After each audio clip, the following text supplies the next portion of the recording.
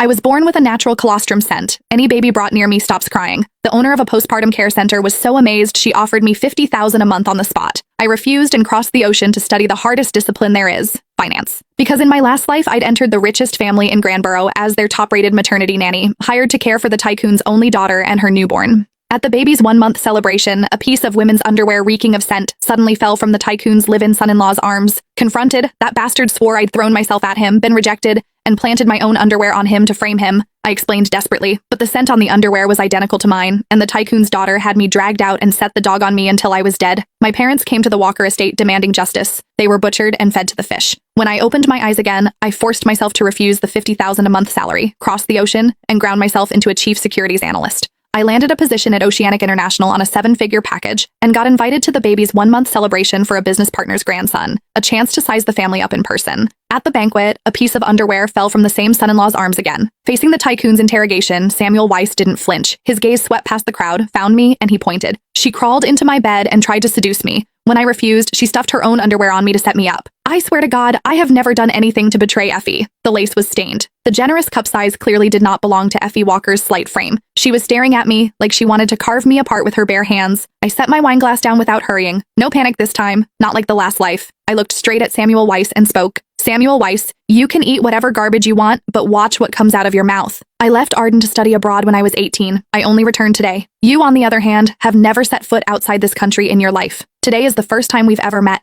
How exactly would I have slipped underwear into your jacket? Seems more like you cheated on your wife and couldn't get enough, so you kept her underwear tucked against your chest to sniff whenever you felt like it. The words were so blunt the entire table went silent. Every guest turned to stare at him. Samuel's face went scarlet, but he kept talking, fighting to save himself. Nonsense! You're one of the maternity nannies in my household. From the very first day, you wouldn't stop making eyes at me. When I ignored you, you got bolder. Last night, I wasn't paying attention for one moment. You pushed my door open, crawled under the covers, and threw yourself at me. If I hadn't threatened to call my wife in from right outside that door and have you fired on the spot, you never would have stopped. His words made Effie's brow crease. Since the birth, the professional nanny team had advised her and Samuel to sleep in separate rooms. Last night, she'd gotten up thirsty for water, and passing his door, she had heard something. Her sharp gaze landed on me. Effie was starting to believe him, and Samuel saw it, so he put on a show and kept smearing me. I saw you were a woman out here earning a living as a maternity nanny, not easy work, so I did you a favor and kept quiet. But I never imagined you could be this vicious. You couldn't seduce me, so now you frame me instead? What a poisonous woman. Effie, Mr. Walker, there is no way our daughter can be left in the hands of a woman like this. She needs to be fired immediately. His words hit Effie right in her weakest spot. That newborn girl was the most precious thing in Effie's world. She turned to her father at once. Dad, a nanny this vicious. Who knows what she's already done to the baby?